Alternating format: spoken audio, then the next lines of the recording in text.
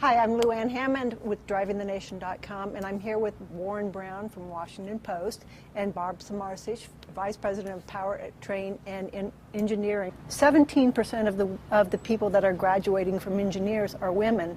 Ford has 15% of their engineering department women, and you are the highest one in the engineering department. Tell me a little bit about how you got here. I'm a mechanical engineer by trade. A bachelor's and a master's in mechanical engineering. I started at Ford designing engine components, front-end accessory drives, and I really dived into a lot of the technology at Ford. And Ford was just a fantastic place to use your engineering skills, become a better engineer. And then from Ford's perspective, it didn't matter if you were a woman, a man, green or blue.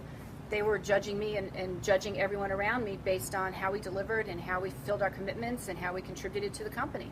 And that's all that any woman or any man can ask for in a company, is to be evaluated that fairly and objectively. And then the opportunities, they just provided them to me, and they allowed me to take advantage of them and to deliver on them in the best manner that I can, and always have been fantastic and rewarding me. Go back to high school, because you were not told that you should be an engineer.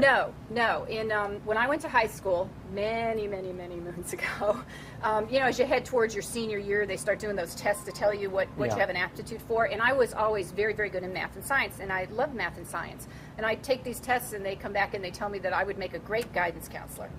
So I really didn't think I would be a good guide, really had no interest in being a guidance counselor.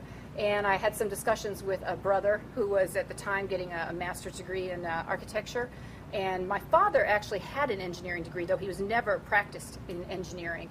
And had some discussions about, where should I head as I head to college? And they said, oh, go into engineering. You'll probably like it. Try engineering. And I definitely did like it, and it was very good advice. But I have to point out, my mother at the same time said, make sure you take a typing class too, just in case this engineering thing doesn't work out. Okay. Are you working with any groups trying to get more women into it? Yeah, it's a continual focus, and I think one of the key things needed to help bring more women into engineering and to help grow and develop them in the engineering ranks is being able to mentor them. So within Ford, we have a women in product development group. We have a whole professional women's network that reaches out into the high schools, even the junior high schools, to get girls interested in math and science, and those that are already interested in math and science staying with it and focusing on those disciplines so that they can have the background necessary to succeed in those kinds of roles when they enter into college and seek engineering as careers. We also work with the Society of Women Engineers.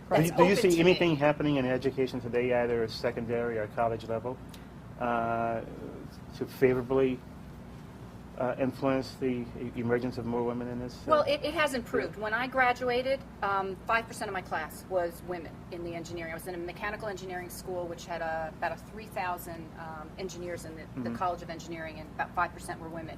Today, that's up to close to 20%. So it is improving, but not at the rate things have improved in law or medicine, where I think about half the graduates now in those fields are women. Right. Barb, Warren, thank you very much. My pleasure.